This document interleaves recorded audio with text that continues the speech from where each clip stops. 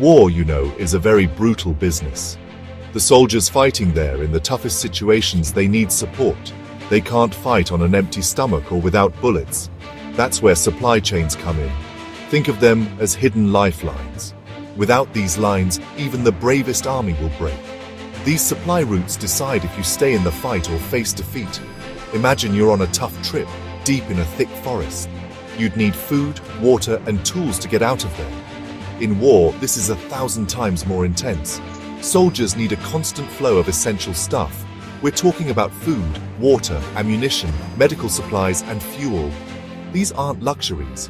They are absolutely necessary things to stay alive. A break in this supply chain can be a disaster.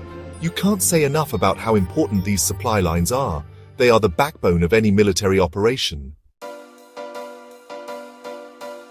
So, what exactly is a supply chain in war? It's a network, a system. It's all about getting the right stuff to the right people at the right place and at the right time. There are many links in this chain.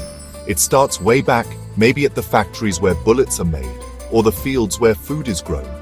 Then it includes storing things, packing them, and loading them onto trucks, trains, ships, or planes.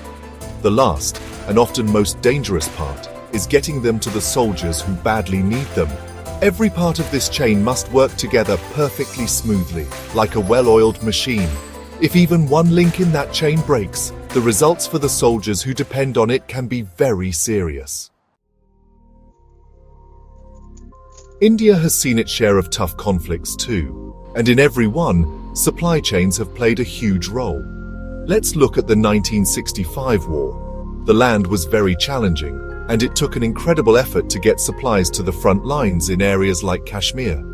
Soldiers were fighting at high altitudes, where it's even hard to breathe.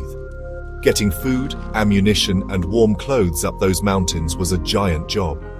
The Indian Army's Logistics Corps, our unsung heroes, worked day and night. They used mules, porters, and any vehicles that could travel on those dangerous roads.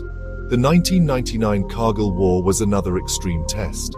Our soldiers were fighting at incredibly high altitudes, some even above 15,000 feet. Helicopters played a key role, flying daring missions to deliver food, ammunition, and medical aid. Section 4. The Modern Edge. Tech in today's wartime supply routes. Modern war is changing fast, and so are the supply chains that support it. Technology is the biggest game changer.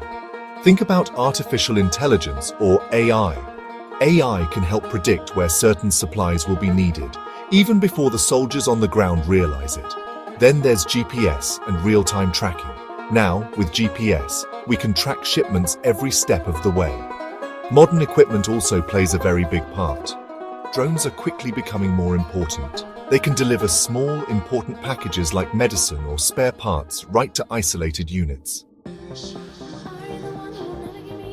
Section 5. Beyond the battle lines. Help for civilians caught in crisis. War isn't just tough for soldiers. It's devastating for the civilians caught in the middle. Homes are destroyed, people are forced to run, and basic needs like food, water, and medicine disappear. This is where humanitarian supply chains come in. These are special supply lines, often run by governments, international groups like the UN or NGOs. Their mission is to get life-saving aid to ordinary people suffering because of the conflict. These humanitarian supply chains face huge challenges. They often have to work in dangerous areas, just like military supply chains. India has a long history of helping its neighbors and other countries in times of crisis. The impact of these humanitarian supply chains is very big. Section 6. Tough terrain, tougher challenges. Obstacles for wartime supplies. Running a supply chain in peacetime is hard enough. Doing it in wartime? That's a whole different level of tough. The challenges are huge and come from all sides. First, there's the land and the weather. Wars are often fought in difficult places, rough mountains, thick jungles, burning deserts, or freezing cold areas. Roads might be terrible or not there at all. Enemy forces will try to mess up your supply lines on purpose. They know that cutting off supplies is a sure way to weaken an army. Protecting these lifelines becomes a very important military job itself. Section 7. The bottom line. Supplies mean survival and victory. So, let's get to the main point. Why do these supply chains, these often unseen networks, matter so much in war? It's simple. They are the absolute base of any military effort. Without a steady flow of food, water, ammunition, fuel, and medicine, GAP 2S, an army can't fight. It can't move. It can't defend. It can't survive. The success of every military operation depends on how good its logistics are. Never underestimate how important they are.